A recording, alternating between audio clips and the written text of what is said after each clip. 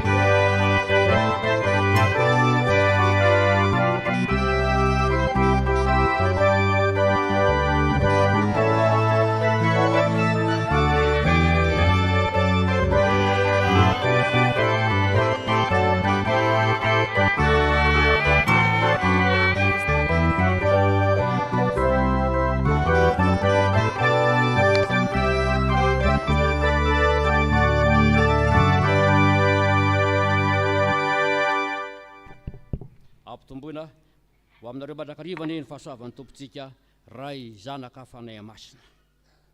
Iara ankalaza ny tompontsika Andriamanitra mpanjaka be ndrafo ny salamo fa 520 andininy fahafolo ka hatramin'ny faraika amby roapolo no vakitsika mifandimby.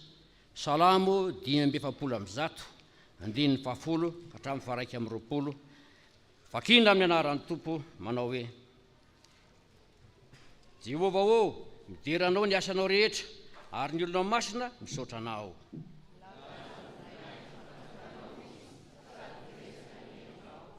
Pampahafantarina ny zanak'olombelona ny herinao sy ny habeny voninahitsy ny fanjakanao.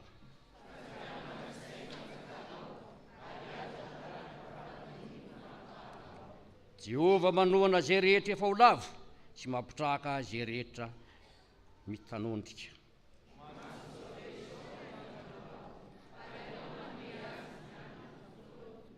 Manokatra ny tananao ianao ka mahavoky soa ny zava-miaina rehetra.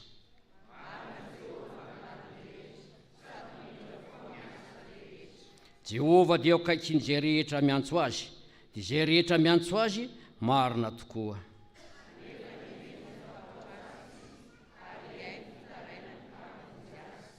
Miaro zay rehetra tia azy Jehova, fa ny ratsy fanahy rehetra kosa haringany. Ny fidiaranan'i Jehova no teneniny vavako, aroka ny nofo rehetra kalaza ny anarany masina mandrakizay doria. Amen.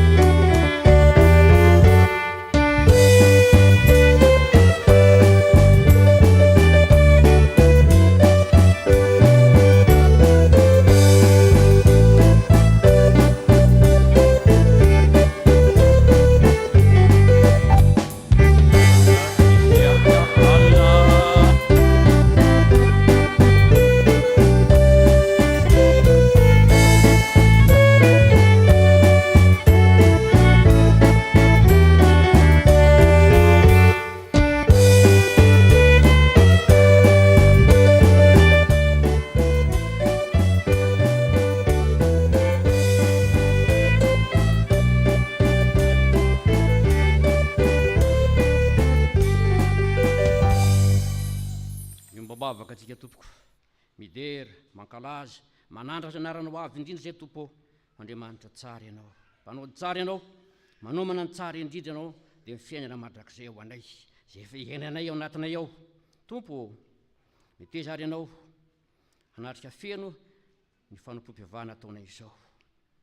Aoka ny fanainao masinao, hiasa mahery, ampifantoka anay tanteraka aminao Andriamanitra ray sy Jesosy Kristy Tompo mpamonjy anay.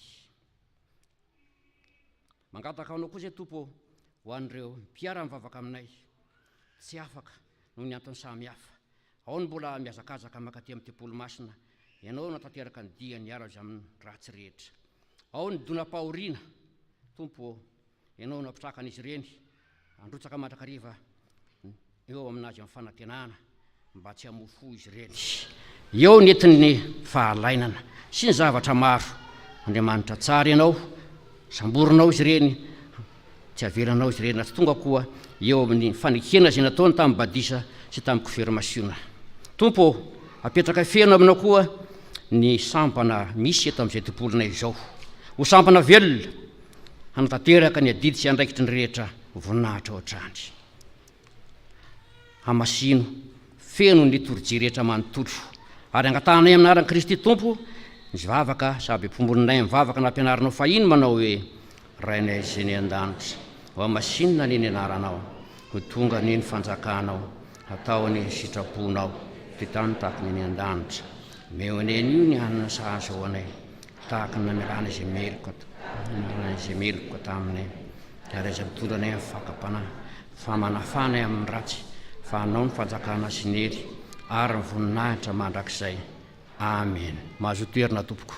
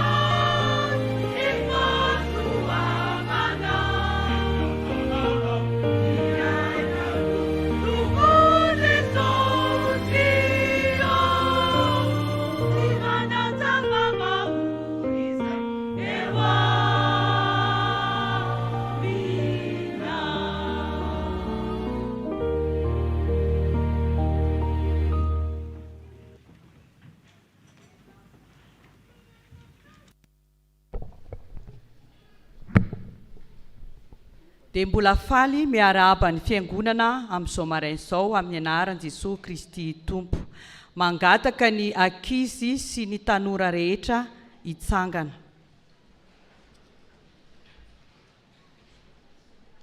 Eo am-pitsanganana no anaovantsika ny hira 270 ny andinin'ny voalohany ihany. 270 ny andiny voalohany ihany.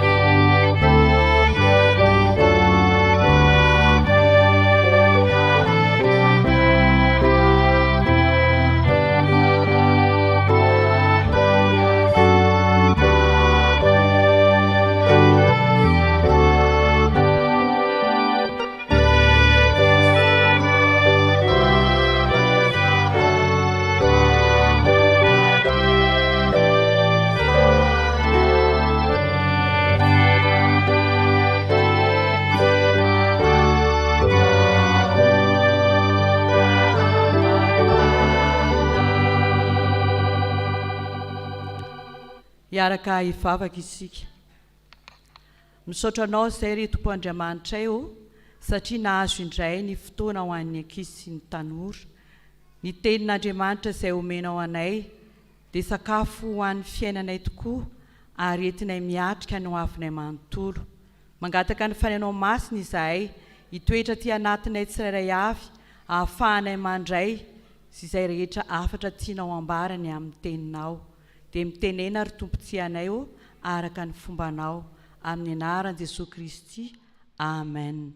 Eo am-pitsanganana ihany no ankafantsika ny baibolitsika ao amin'ny Salamo 5:1 ny andininy 1:20. Tenin'Andriamanitra efa fandrentsika ihany izy io. Salamo 5:1 ny andininy 1:20. Rehefa hitantsika dia irahantsika mamaky mafy be amin'ny anaran'ny Tompo manao hoe: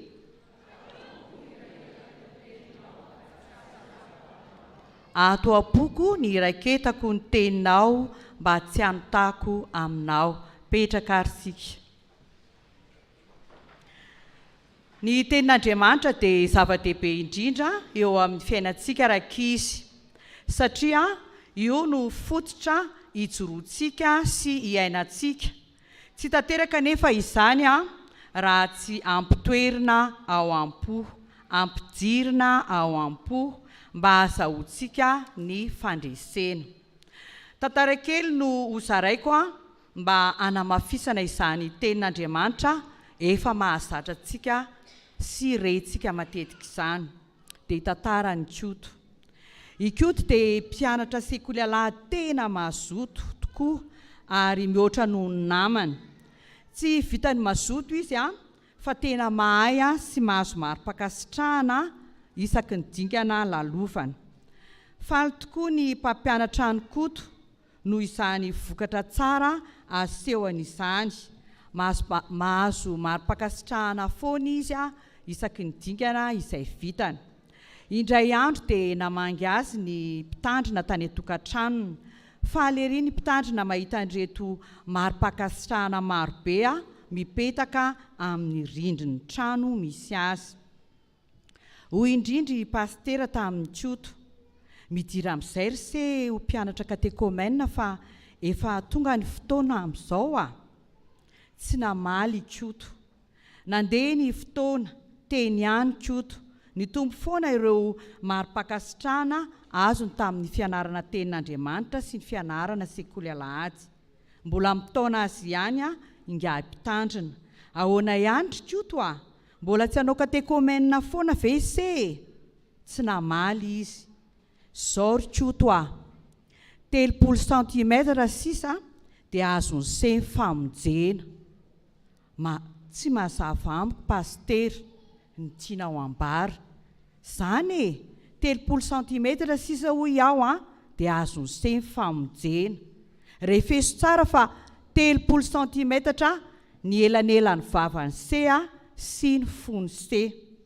Ka izay no hitahitako an'se hoe midira amin'izay ka te komena fa efa ao ambavany se tokoa ny tenin'Andriamanitra fa ilaiko mba ho tonga ao am-pony se. Ny tenin'Andriamanitra raika izy dia fanilo ny tongotritsika sy fanazavana ny lalantsika. Ka tokony omena toerana betsaka ao am-po mihoatra noho ny zavatra rehetra tsy araka ny sitrapon'Andriamanitra. Tsy mifanalavitra amin'ny vavantsika tokoa rakizy sy tanora ny fontsika izay refesintsika tokoa fa 3 cm no elanelan'izy ireo. Kwa ankehitriny dia iaraka anaikitsika fa raketintsika ao am-po tokoa ny tenin'Andriamanitra ho lalana sy fahamarinana ary fiainana tokoa ilay Jesosy Kristy ho tompo sy mpanjaka ny fiainantsika. Averintsika hoe ilay tenin'Andriamanitra teo.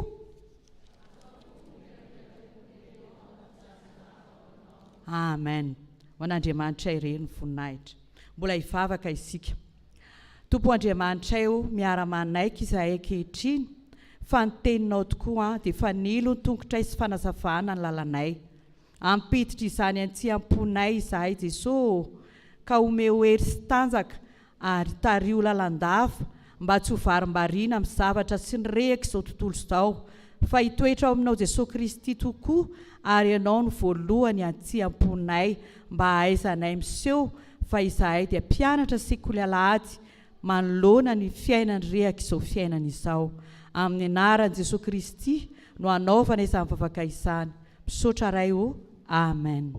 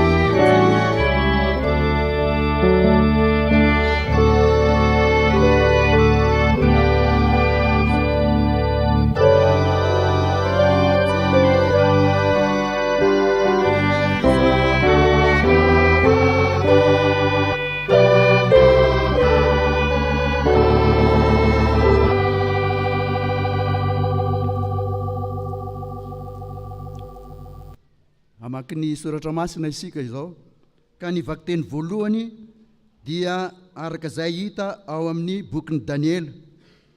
Daniela toko faharoa amby folo raisina amin'ny andininy fahavalo ka hatratra amin'ny andininy fahatelo ambin'ny folo farany. Daniela toko faharoa amby folo ny andininy fahavalo ka hatramin'ny fahatelo ambin'ny folo. Izaho amaky izany amin'ny anaran'i Jesosy manao hoe: ary nandre izany aho nefa tsy nahafantatra dia hoy izaho, tompoko, anao ahoana no iafarany ireo zavatra ireo? Dia hoy izy, andeha ry Daniela, fa efa voaorina ny teny sady voaisy tombo-kase mandra-piavy ny andro farany. Maro no hodiovina sy ho fotsiana ary ho zahan-toetra, fa ny ratsy fanahy kosa mbola anao ratsy ihany, ary tsy hisy amin'ny ratsy fanahy ahafantatra, fa ny hendry no ahafantatra. Ary hatramin'ny andro ampitsarana ny fanatitra isan'andro sy ampidirana ny fahavetavetana mahatonga fandravana, dia hisy andro 720 sambatra izay miandry sy mahatratra ny andro 530 fa mandehana ianao mandra-piavy ny farany, fa hitsahatra ianao ka hitsangana ho amin'ny anjaranao amin'ny andro farany.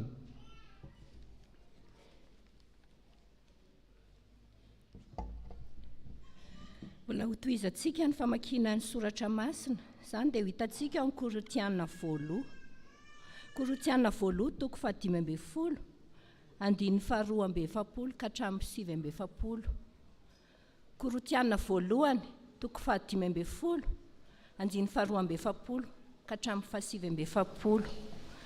Vakiana amin'ny anaran'i Jesosy. Dia toy izany koa ny tsangana maty, afafy amin'ny fahalovana izy, atsangana amin'ny tsy fahalovana, afafy amin'ny fahamboninahitra izy, atsangana amin'ny voninahitra, afafy amin'ny fahalemena izy, atsangana amin'ny hery, afafy amin'ny tena araka ny fomba naina izy, atsangana ho tena araka ny fomba panahy. Raha misy tena araka ny fomba naina, dia misy araka ny fomba panahy koa. Ary araka izany koa ny voasoratra hoe, i Adama voalohanda natao mananaina, Adama farany natao fanahy mahavelona.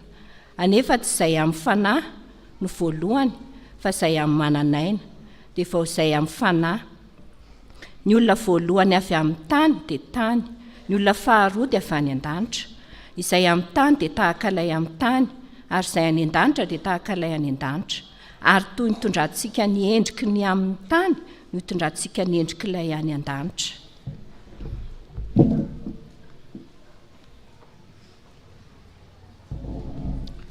Amaranantsika ny vaky-teny dia ny filazantsara ny Kristy. Izany dia ho hitantsika ao amin'ny Jaona toko 2:20, andiny 5:10 ka hatramin'ny 7:10.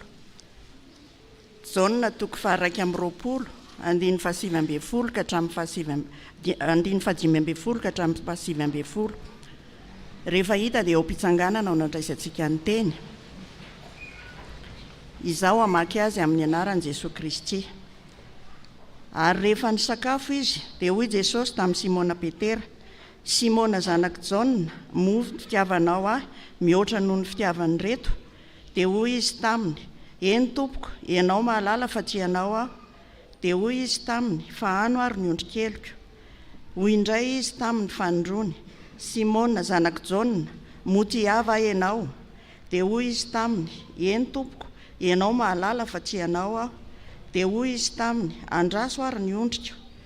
Hoy izy fanotelony, Simona zanak' Jaona, moa tiava ahy ianao?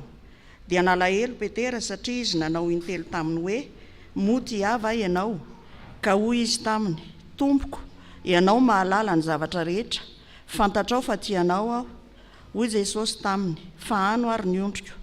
Lazaiko aminao marina dia marina tokoa, raha mbola tanora ianao dia nisikina ka mandeha tamin'izay tianao, fa rehefa antitra kosa ianao dia hanintsitra ny tananao, ary olo-kafa no hanikina anao ka hitondranao amin'izay tsy tianao. Ary izany no lazainy hanambara ny fomba ny fahafatesana izay kalazana an'Andriamanitra. Ary rehefa voalazany izany dia hoy izy taminy, manaraha ahy. Ray masonao, manamasinana ahy amin'ny fahamarinana, fa ny teninao ny fahamarinana. Amen.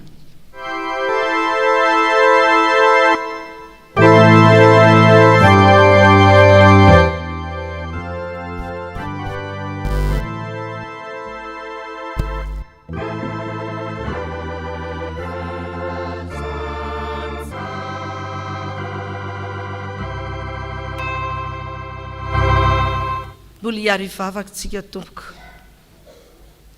Nisaotra anao izay ry Andriamanitra rainay fa voavaky soma tsara teo ny tenin'ny soratra masina izay voasoratra tamin'ny teninay. Nisaotra tompo satria tianay loatra ianao ka tsy mikombombava fa miresaka ary tsy sasatra mampahafantatra anay izany soratra masina izany.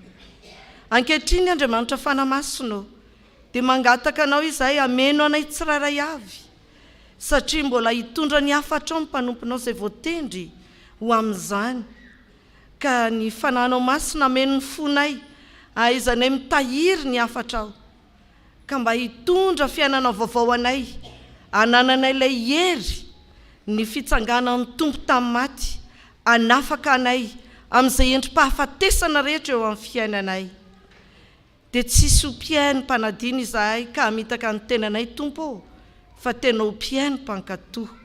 Amin'ny anaranao Jesosy Kristy no anaovanay ny vavakay. Amen.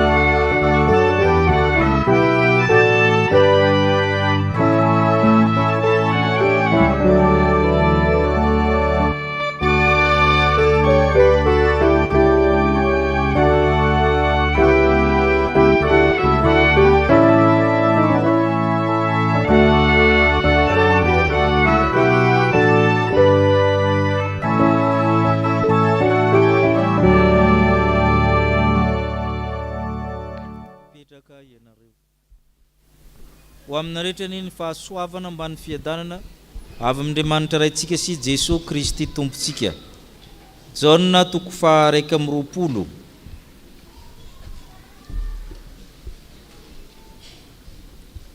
Jaona 2:20 dia famarana ny teny amin'ny filazantsarany Jaona lany le antsoina hoe épilogue. Mizara anankitelo izy io misy ny tantarany fanaratoana nataon'ireo Petera nandeha nanarato izy ireo satria nitsangana tamin'ny maty Jesosy dia ndraindray izy hita ndraindray izy tsy hita, tsy hoe tonga amin'le hiran-jalahy vetivety hitanao vetivety tsy hitanao, fa misy fotoana izy hita misy fotoana izy tsy hita dia tsy hita be aminy nataon'ireo Petera dia zay le hoe chercher le naturel il revient au galop. Andao ndeha narato Petera ka miverina mifanaony mahazatra zany zareo dia nandeha nanarato tsy nahazo na inona inona, teno niseho Jesosy dia nasainy nandatsaka rato dia nahazo be dia be. Dia miditra amin'ny tapany faharoa zareo rehefa nisakafo dia resaky Jesosy sy Petera. Avy eo ny tapany fahatelo momba n'le mpianatra tian'i Jesosy na i Jaona zany, mizara telo zany io momba n'le fanaratona, momba ny Petera sy Jesosy, momba ny Jaona sy Jesosy. Ka le nivakina tamintsika teo ny perikopantsika dia momba ny Petera sy Jesosy, milaza ny amin'ny fitiavana ny Kristy. Inona moa le teny malaza ao anatin'iny vakina teo? Motiava ianao. Zay le famintanina ahoana ny fanehoam-pitiavana eo amin'ny Jesosy, motiava ianao. zay le fanontaniana ianao zay nahita ny fitsanganana maty nahita ny herin'ny fitsanganana maty io Petera moty ava ianao dia ahoana no amalinan'izany ahoana na nihonan'izany fitiavana zany zany porofo fitiavana zany zay no resantsika zany ny zavatra voalohany takiany Jesosy amintsika dia mitandrina ny ondry mila mitandrina ny ondry zany mety ao an-tokantranonao ao mety amin'ny toeram-piasana ao mety amin'ny sampana mety aty amin'ny fiangonana sy ny toy izany ny antsoina hoe ondry eto rehefa avy ny sakafo na mandeha ny resaka ary magaga i Petera eto tsy nantsony Jesosy hoe Petera fa mila mipetraka tsara amin'ny Simona zanaky 𝗤𝗏 vakitsika ny andinin'ny 10 ary rehefa ny sakafo izy dia hoy Jesosy tamin'ny Simona Petera Simona zanaky 𝗤𝗏 moty ava ianao dia hoy izy taminy eny tompo ianao ny malala fa tianao ary hoy izy taminy fa ano ary ny ondry kely Simona zanaky 𝗤𝗏 mila mandinika tsara zany rehefa hiaraka amin'ny Jesosy iza moa ianao le Petera manko anarana napetaky Jesosy ao amintsika zany amin'ny hay raritsaina lafitsaina dia misy natao hoe ego misy natao hoe moi misy natao hoe sur moi ka ianao mila mipetraka tsara maha ianao zay no dikany hoe Simona zanaky 𝗤𝗏 izy moa ianao ny tena anaran'ny Petera io dia Simona ary 𝗤𝗏 no rainy zanaky 𝗤𝗏 no dikany hoe 𝗏𝗏 bar zany anarana no dikany hoe bar dia zay koa zany dikany hoe Johnson zany zanaky 𝗤𝗏 zany zay ka tsy dia fanao loatra manao hoe 𝗏𝗏 Johnson dia ianao ianao io satria le Petera zany napetraka Jesosy natao hoe sur moi dia zay zavatra rehetra taingin'ny olona aminao misy zavatra taingin'ny olona aminao mamaritra anao fa mety tsy dia zay loatra ianao fa teren'ny fiarahamonina aminao anaty natao hoe sur moi ny anaram-bosotrao ny asanao misy famaritan'ny olona anao ohatra hoe pastera zany dia tokony mikomplet zany dia mitondra kitapo tsy mitsangana ry amin'ny vary mitsangana zay natao hoe sur moi aby daholo zay amaritany olona anao ka inona soron'ny Jesosy ino le hoe Petera napetaka Jesosy taminy fa ianao amin'ny maha ianao Simona zanaky 𝗤𝗏 ianao ny fitiavanao ve mihoatra ny fitiavan'ny reto satria ianao teo voalohany amin'ny apôstôly ianao mpitarika ianao ny lehibe na karaktera primaire manko i Petera malaky mamaly malaky mitsofoka dia eto izy mba naka recul ho ny fiteninareo mba mihemitra izy ianao ny tena mahafantatra ianao ny tena Andriamanitra fantatrao na hatraizany vitako sy ny tsy vitako mba tsy hiteniteny foana fa za tia ianao izy izy fa ny fatrany ny tsy fantako zay ny dikan'izany hoe ianao mahalala fa tianao ary ilain'i Jesosy zay valiteny zay i Jesosy koa tsy namaly ohatrahatra zao ny fatrany io ary Petera betsika na kely noho ny any reto fa ny fanehoanao an'izany ry Petera fa ano ny ondry keliko zay no ilaiko aminao mety ho kely izy ao mety ho be izy ao nanahirina no hamatra an'io fa le asa ataonao no hafantarana azy fa ano ary ny ondry keliko satria tsy namaly Jesosy hatraizany fatran'io fa nanome asa izy ho ataony fa manana ny ondry fa na zany ary mbola naveriny andininy 9 vakitsika ondray izy tamin'ny fanorona Simona zanaky 𝗤𝗏 moty ava ianao hoy izy taminy eny tompo ianao no malala fa tianao dia hoy izy taminy fahavariny andraso ary ny ondro zavatra roa zany ny ray mamana ny ray miandry vokiso tenin'Andriamanitra ireo vokiso zay tokony ilay amin'ireo fandrasoko arovo tario reo ondry reo zay no ampatarana ny fitiavanao ry Petera. Dia vakitsika andinin'ny fahafitambin'ny folo izy fa amin'ny telony Simona zanaky Jaona moty avay anao. Dia nalahelo Petera satria izy nanao ny telo taminy hoe moty avay anao. Ianao ny mahalala zavatra rehetra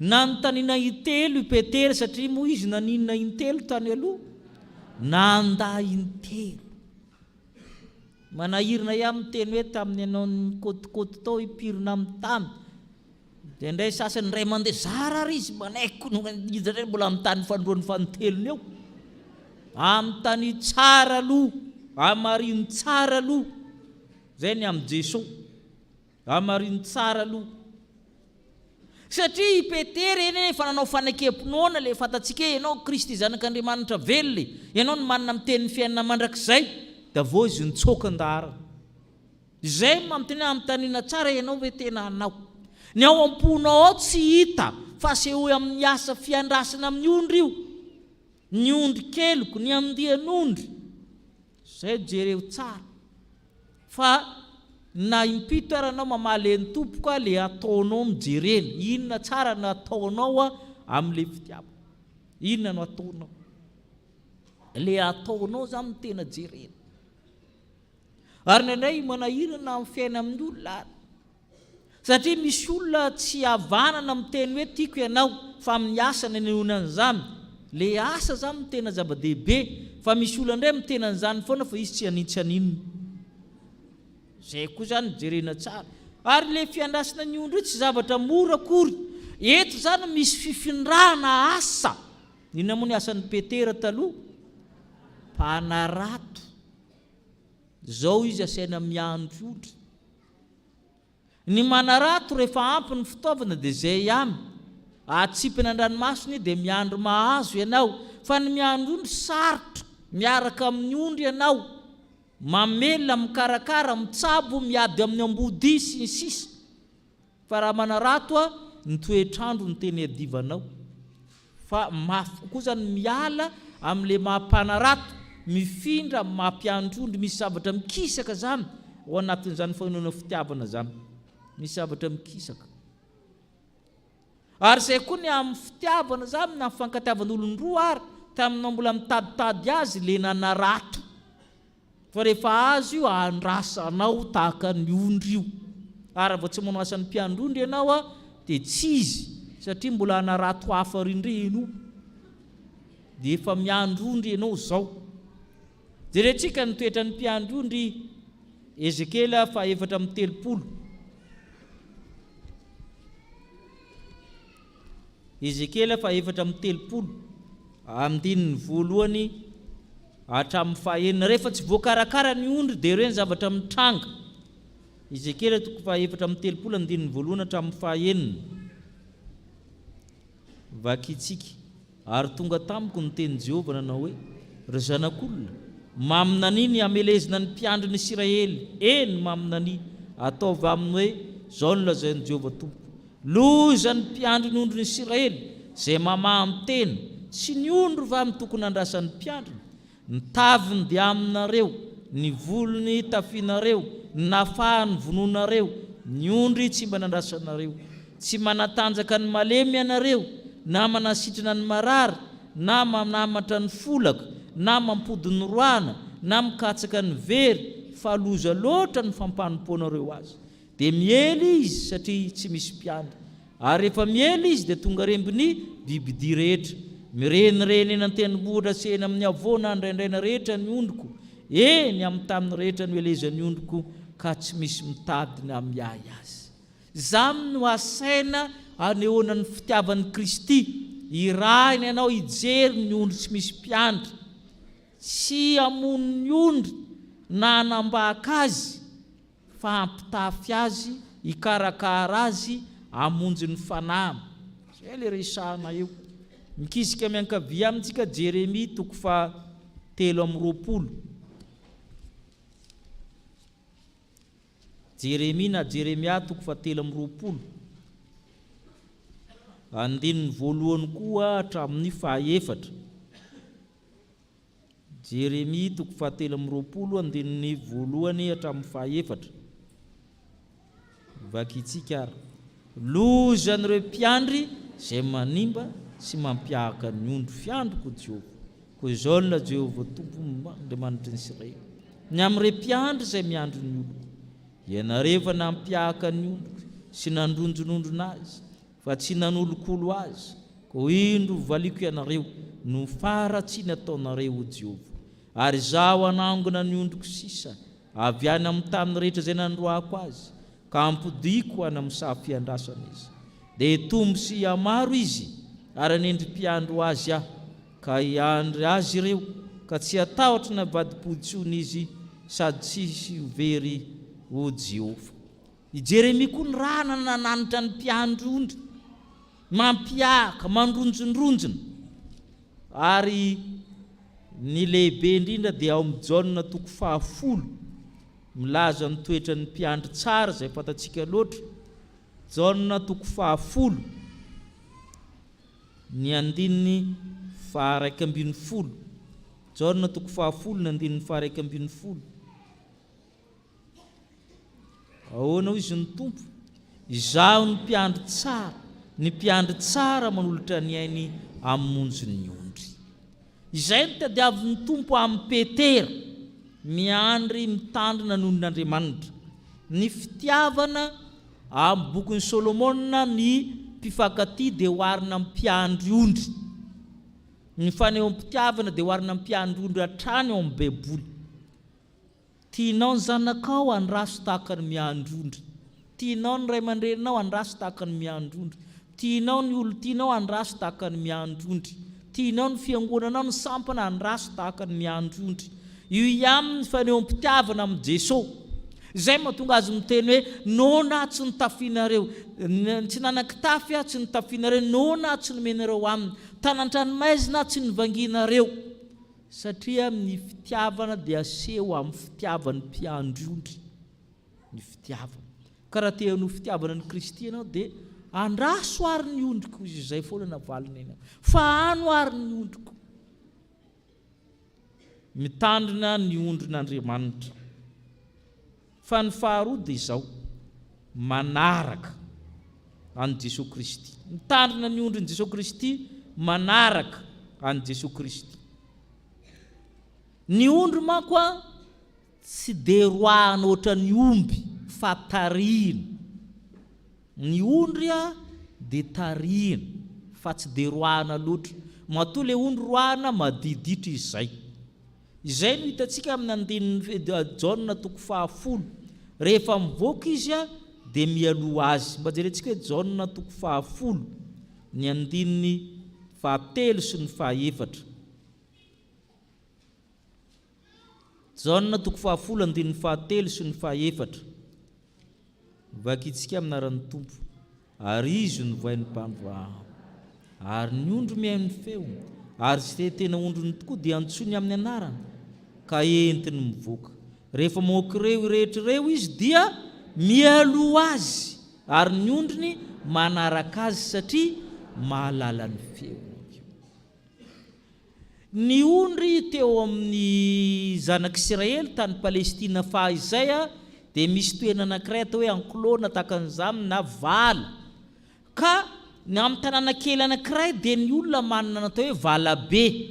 Ao anatin'ny valabe io zany ny ondry rehefa mody. Rehefa mody zany zareo indraindray mandeha 3 andro, 2 andro, fa rehefa mody zany dia mitambatra daholo ny ondry ny fianakaviana. Ka misy olona anankiray zany mpiandry an'io, mpiandry vavady. Ka rehefa maraina ianao maka ny ondrinao, ianao tsy avelany miditra, fantsony ianao ozy izy. Hafakely zany antsonao ny ondrinao. Ary raha vao tsy mifankazatra amin'ny ondrinao ianao tsy matafavoaka an'io ianao. Zay midikany hoe antsony amin'ny anarany dia mivoaka. Samy miantsony azy amin'ny ondry. Ao ny misioka, ao ny mitsoka anjomara, ao ny manonona feo samy mamoaka ny azy rehefa tsy hainao ny mamoaka ny ao dia tsy omen'le mpiandry tsy omen'le mpiandry vavahady zay le sara ka rehefa miandro n'Andriamanitra zany a dia mitarika ianao fa tsy mandroka ka rehefa mitarika ianao a dia mila mianatra amin'ny Kristy sao mpitary bato vilam-bava i Kristy ny tarafin'ny mpiandry ondry dia ny ondry manahaka an'izy manahaka le mpiandry azy zay mahatonga ny Paoly apôstôly miteny manahafa ahy tahaka nanahafaka ny Kristy dia anao zany a mba anao zany manahaka ny Kristy zay ny dikany hoe manaraka ny manaraka avy amin'ny teny hoe akoloteo amin'ny teny grika na zao ny teny hoe akôlita akôlita zany olona manaraka mandrakariva natao hoe akôlita manaraka ny dikan'izay ka ny dikany hoe manaraka dia mino makatahaka mankatoa mianatra ny fampianarana taloha l'âme de la pédagogie antique c'est l'imitation ny fakantahaka amin'ny tena fampianarana taloha makatahaka zay ataon'ny mpampianatra ka rehefa makatahaka ny Kristy ianao ry Petera zay ny dikany hoe manara ahy rehefa manaraka ahy ianao a dia manahaka anao daholo ny ondry ary tena marina mandrika ankehitriny nisy olona nanao expérience zany a na fanandramina tamin'ny ondry le mpiandry ondry zany a olona kilemena nataonjareo miandry an'le ondry tongilana izy rehefa mandeha ny zavatra nataon'le olona zany rehefa afaka 3 taona zay zanak'ondry teraka rehetra treo mitongilana daholo rehefa mandeha satria le mpiandry ondry ary aloha no alainy tahaka zay mahatonga an'le izy dia izay zany mahatonga antsika zany a manaraka amin'ny Jesosy rehefa teny ho fitiavana azy amin'izay mahatonga ny ondry manaraka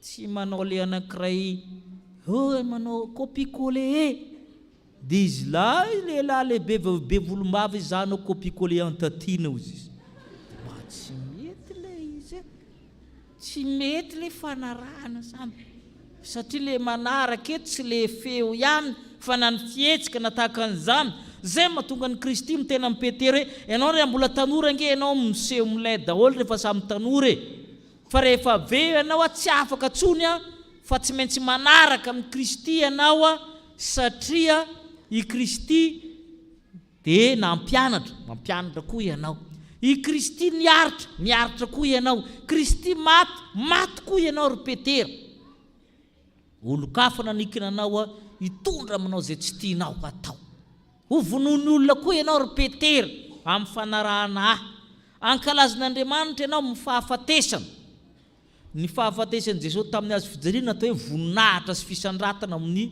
filazantsara ny Jaune ka ianao koa ry Petera rehefa tazo voninahitra mijaly koa ianao ary maty ary zany mahatonga ny Petera maty tamin'ny azo fijaliana koa zany a taona vitsivitsy a taoriana iny akaran'ny Kristy tanandanitra ary zay le hoe manaraka ny Kristy zany mety aretanao zavatra maro zany manaraka ny Kristy zany mahatonga ny Kristy miteny hoe zay mino aho izy ny asa ataoko no ataony koa satria manaraka ny Kristy ianao a iny koa nataon'le ondry zany tsy mety amin'ny sehatra kristiana le hoe zay teneniko ny atao fa zay ataoko azo atao sady miteny ianao no manao ary zay le izy zay ary zay mahatonga ny Kristy hoe izaho avy mba hananany fiainana be dehibe ary zay le hoe manaraka io manaraka io zany a tena fiteny Jaune le hoe manaraka jerentsika ny Jaune 10:12 Jaune 10:12 ny andininy fahasivy sy ny fahafolo andininy fahasivy sy ny fahafolo Jaune 10:12 andininy fahasivy sy ny fahafolo vakitsika tahaka mitiavany ray nitiavako anareo tomoera amin'ny fitiavako ianareo raha mitandrina mididika ianareo dia hitoetra amin'ny fitiavako tahaka ny tandremako ny didiny raiko sy ny toerako amin'ny fitiavako misy fankatahaka zany i Jesosy ny tia amin'ny ray fitiavany ray dia nitiavan'ny Jesosy ny mpianatra nareo koa mifankatia aveo za mitandrina amin'ny didiny raiko Jesosy nareo koa mitandrina amin'ny didiko misy savotra mifampitoza Jesosy manaraka amin'ny ray itsika manaraka ny Jesosy ary ny ondry izay rehetra olo tiatsika rehetra natao ondry manaraka atsika koa fa ny famontanina dia hoe mbo misy arahana ve ianao mba misy alentaka ve ao aminao ao rehefa tsy voavaly izay dia hoe makatahaka ny Kristy ianao mba ho isy alainao tahaka dia avy eo mba misy akatahaka anao manahirina ihany ny raha ianao izay mpianatry Kristy tahaka ny Petera tsy mba misy olona makatahaka ny ataonao manahirana zanaka Kristy amina zany na kely taona na be taona misy makatahaka fa tsy ianao indray no tena mpakatahaka dia akatahaka zavatra ratsy raha amin'ny olona ianao ka hita amin'ny olona mitena tena ao aminao tokoa Andriamanitra ka hanaraka anao zahay za mitena zanaka Kristy aminy raha amin'ny olona tahaka satria izy manaraka ny Jesosy zay mahatonga azy hoe manaraha ho Jesosy tamin'ny Petera fa tsy vitanao iasa fiandrasana io raha tsy manaraka ahy ianao ila manaraka ary zay ny ampianaran'ny tompo antsika kehitriny hoe teny hoe fitiavana ny Kristy ianao andraso ny ondrin'Andriamanitra apetrany aminao ny ondrin'Andriamanitra zay rehetra nomeno anao amin'ny toeram-pianaranao amin'ny namanao ny zay rehetra tianao asainy andrasana fahanana omena ten'Andriamanitra karakaraina ary ny faharoa manarahaozy izay ataoko no ataonao dia ho tanteraka ao zany asa izany ho an'Andriamanitra rery ny voninahitra amen.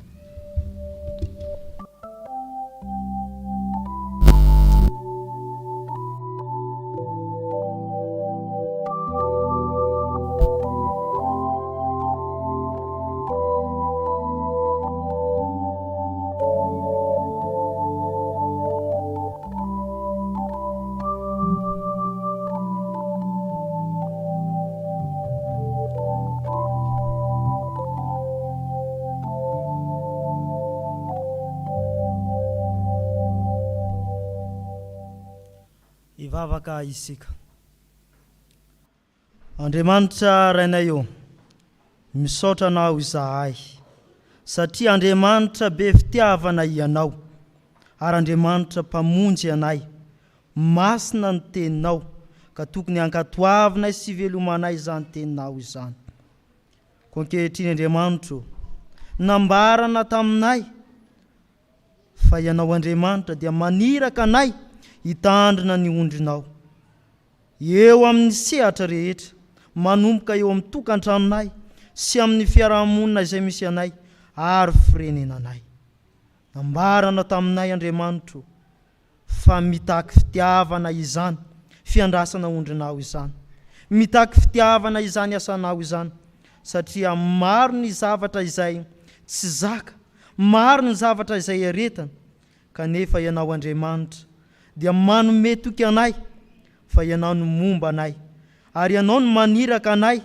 ny amin'izany andraikitra zay ampanarahanao anay izany Andriamanitra ray io dia maniraka anay koa ianao hitarika ny olonao indreto zahay Andriamanitra izay olona nitarihinao mba hiaino ny feonao sy handray izany anatrao izany Andriamanitra ray io nambarana taminay fa olonao izahay olona nirahanao hanaraka ny sitraponao izahay hanaraka ny teninao izahay mba hahafahanay hitarika ny hafa satria raha tsy manatanteraka izany izahay dia tsy hainay hitarika ny namanay hanao ny asanao hiandry ny ondrinao indrisy Tompo indreto zahay olonao tsy nahatanteraka izany teninao izany tsy nahatanteraka izany sitraponao izany tsy vitanay ny andro ondrinao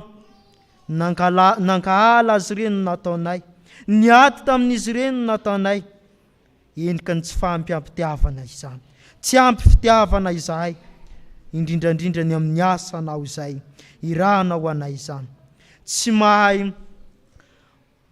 mitona ny namanay tsy mahay manaraka anao izahay ary tsy mahay mitaona ny namana anaraka anao izahay, ko ankehitriny Andriamanitro mifona aminao izahay, mamelany elokay amarino izahay amin'ny raha fo izahay. Andriamanitra raina io, mianoho ny vavakay ka miasa ao atanatin'ny tsirairay avy, mba havitany hanatanteraka izany adidy mavesatra izay napetraka ao aminay izany. Andriamanitra raina io, dia tanterao amin'ny tsirairay avy izany teninao izany, mba hahafahana hanatanteraka ny adidinao. Taony amin'ny anaran'i Jesosy Kristy tomponay izany vavakay izany. Amen.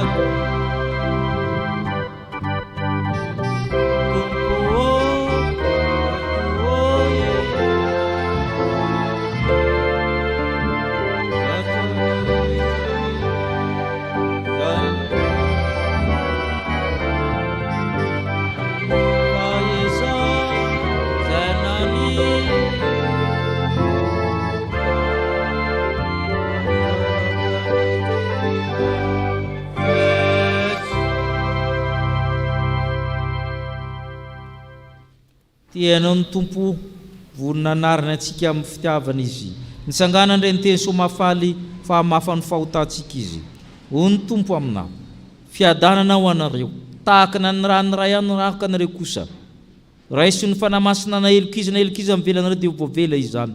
Ary naniza kosa tsy avelanareo dia tsy ho voavela izany. Ko aminaran'ny Kristy ny lazana fa voavela sy voafafa avokoa ny fahotanareo. Noho ny anaran'ny masina samy amin'deran'ny tompo ianareo. Sambatra ny olona izay voavelany io, sy voasarona ny fahotana. Sambatra ny olona izay tsy hain'izay vaheloka, ary tsy misy fitaka ny fananana. Ny raha voalahatra no isaorantsika ny tompo amin'izany famelan-keloka izany. Thank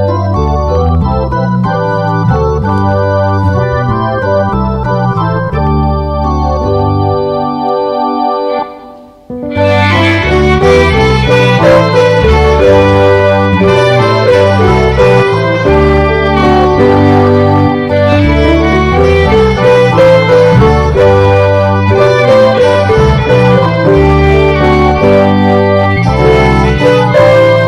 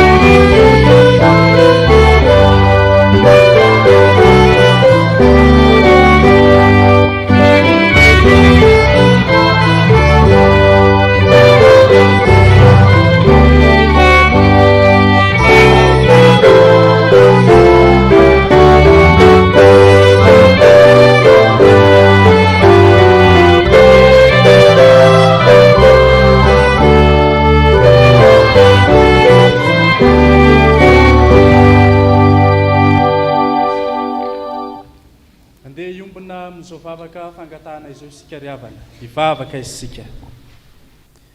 Andriamanitra ray sy zanaka ary fanahy masino, misaotra mankasitraka anao zahay no ny teny mamy avy aminao.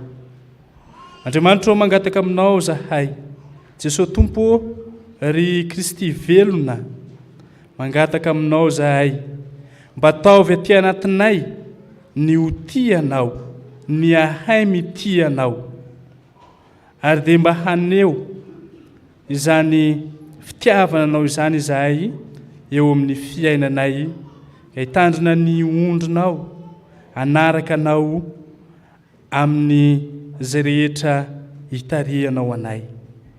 Dia ataovy mahay mankatony teninao izay Andriamanitra, ataovy mahay miaina izany teninao izany zahay, ary dia mba tena ho tonga fiainanao anay tokoa ane izany teninao izany. Mangataka aminao izay ankehitriny Andriamanitra anay tsirairay avy reto izay tonga eto anivon'izao fiangonana masina izao, na ny anatokantrano ihany koa dia hoentinay ambavaka, naiza ihany koa misy an'ireo mpanomponao zanakao dia hoentinay ambavaka eto anatrehanao izany. Mangataka aminao izay Andriamanitra mba andraisanao an-tanana ny fiainany tsirairay avy, mba hay ankatony teninao, mba hay haneo ny fitiavana anao Jesosy Kristy, ka hitandrina ny ondry sy anaraka anao araka ny hitarihanao azy. Andriamanitra mivavaka aminao zahay ankehitriny, mba hiorenanay amin'ny finoananao Jesosy Kristy, ary hiroso hatrany tokoa zahay amin'ny fanarahandianao. Fa mivavaka aminao koa zay ry Andriamanitra ray zanaka fanahy masino, ho anay tsirairay avy reto izay manana ny etaeta sy ny faniriana entina eto anatrehanao ankehitriny, ny tsirairay avy isam-batan'olona, na ny kely na ny lehibe, na ny antitra na ny tanora, fantatrao tsisy miafina aminao avokoa Tompo ny faniriana tsara, ny etaeta ao anatin'izy ireo, ny amin'ny hanompo anao sy ny handroso hatrany amin'ny finoananao. Fa mivavaka aminao koa izay Tompo ho an'ny tsirairay avy manoloana ny adidy sy andraikitra, ny asa mandrara, ny zavatra manahirana izay mianjady eo amin'ny fiainany. Mangataka aminao izay Andriamanitra mba hiasa ianao ilay tompony tompo sy mpanjaka ny mpanjaka mahay ny zavatra rehetra, no ankatahanay mba hiasa manan-kery eo amin'ny fiainan'izy ireo. Andriamanitra mivavaka aminao izay ankehitriny, ho an'ireo namanay izay ao anatin'ny tsy fahasalamana, mety any amin'ny toeram-pitsaboana, mety any amin'ny tokantrano, mety tonga eto mihitsy koa aza. Mangataka izay Andriamanitra mba hanendrenao ny loharanon'aretina, ka mba hiverinao amin'ny indray ny fahasalamana avy aminao. Mivavaka aminao izay Andriamanitra ho an'ny mpanomponao izay andalo fandidiana amin'ity herinandro ity, dia ianao Andriamanitra no hialoha lalana amin'ny zavatra rehetra, ianao no mpitsabo ambony mpitsabo rehetra, an'olon-tsaina izay mpitsabo efa tendrenao anatanteraka izany ianao. Mivavaka aminao izay Andriamanitra ho an'ireo mpanomponao izay zoim-pahoriana amin'izao ankehitriny izao, fantatrao ny alahelo ny fon'izy ireo, fantatrao ny fahaverezam-panantenana izay mianjady eo amin'ny fiainany. Ianao Andriamanitra no hampody izany, ianao Andriamanitra no hanome hery, hanome fiadanana ho azy ireo. Mivavaka aminao izay ankehitriny Andriamanitra, ho an'ireo mpanomponao izay manana olana maro samihafa eo amin'ny fiainana izay mahaverevitra azy tsy ahitany vahaolana, mety olana eo anivon'ny tokantrano, olana eo anivon'ny fanambadiana, olana eo anivon'ny fitiavana, olana samihafa izay iainany amin'ny lafiny ara-bola, dia mangataka aminao izay Andriamanitra, ianao hanome vahaolana, ianao hampahery, hampiorina ny finoany ny mpanomponao, mba hijoroany mandrakariva eo anatrehanao ho mpanompo mahatoky ninonina ho ataon'izy ireo. Andriamanitra mivavaka aminao izay ankehitriny ho an'ny fiangonanao, mangataka aminao izay Tompo mba hanomezanao hery azon'ny fiangonana mijoro vavolombelona, mangataka aminao izay mba hanomezanao hery ny mpitondra fivavahana isan'ny tsokajiny, mba azon'ny mijoro vavolombelona mitory ny filazantsaranao, mitory ny fitiavanao Jesosy Kristy. dia mivavaka aminao izay tompo ho an'izao fiangonana misy anay izao, ny tompona andraikitra isan'ny tsokajiny ato anivon'izao fiangonana misy anay izao, ankiny eo ampelantananao mba samy hofeny ny fahasoavanao ny sampana, ireo fikambanana samihafa hoentiny eto anatrehanao izany mba hofeny ny fahasoavanao sy ny famindraponao ane ny fiainany tsirairay avy. Afaka aminao izay Andriamanitra ho an'ny firenena izay misy anay, ianao mahafantatra, ianao mahalala ny zavatra maro samihafa izay mifamafao eto amin'ny firenena misy anay, ny tsy fandriam-pahalemana. Andriamanitra miariary tanteraka amin'izao ankehitriny izao ny tsy fandriam-pahalemana, vitan'ny olona ny mamono olona amin'ny fomba fiaino abibiana. Andriamanitra mivavaka aminao izay mamindra fo mamela heloka. Andriamanitra mifona aminao zahay ho an'ity firenena misy anay ity. Mifonana aminao tompo ny tsy fahatanterahana rehetra ho an'ireo mpitondra isan-tsokajiny izay efa notendrenao hitondra ity firenena misy anay ity. Andriamanitra hitanao ihany koa ny fielezan'ireo zava-mahadomelona maro samihafa izay manimba ny tanora eto amin'ity firenena misy anay ity. Andriamanitra mitalao aminao zahay, mifona aminao zahay, fa mangataka aminao koa Andriamanitra mba ho arovanao aneny tanoranao, mba ho arovanao manoloana ny zavatra maro samihafa izay te hamotika sy te handrava eto amin'izao firenena misy anay izao. Dia izany tompo no vavaka sandratray, mino somatoky izay fa renao izany ary amaly ny fivavaka ianao. Marobe no tiana angatahana kanefa fony fisainanay, na dia tsy manonona akory aza nefa izay dia fantatrao izany, ka irinay mba ho tanterahinao araky ny haben'ny fosy ny fitiavanao izany rehetra izany. Fa amin'ny anaran'i Jesosy Kristy Tompo ny vavahana toy izany. Amen. Dia isika ry havana nambarany finoantsika eo anatrehan'Andriamanitra, ny fanekam-pinoana apôstôlika no imbonantsika hoentintsika manambara ny finoantsika eo anatrehan'Andriamanitra. Ny fanekam-pinoana apôstôlika na ny fanekam-pinoana laharana voalohany manao hoe: mino an'Andriamanitra ray tsy tompo anao lanitra sy ny tany aho, ary mino an'i Jesosy Kristy zanalahy tokana tompontsika izay notorotoronina tamin'ny fanahy masina, nateraky Maria Virjiny, nitsara napaka Ponto Pilato, mbona tamin'ny hazo fijaliana, maty ka nalevina, nidina tany amin'ny fiainantsika, nitsangina tamin'ny maty tamin'ny andro fahatelo, niakatra ho an'ny lanitra, mipetraka eo ankavanan'Andriamanitra ray tsy tompo, avy any eviny tsara ny velona sy ny maty. Mino ny fanahy masina aho, fiangonana masina maneran'izao tontolo izao, fiangonan'ny olona masina, ny famelan-keloka, fitsanganan'ny tena maty, ary ny fiainana mandrakizay. Amen. Afaka mipetraka ny fiangonana.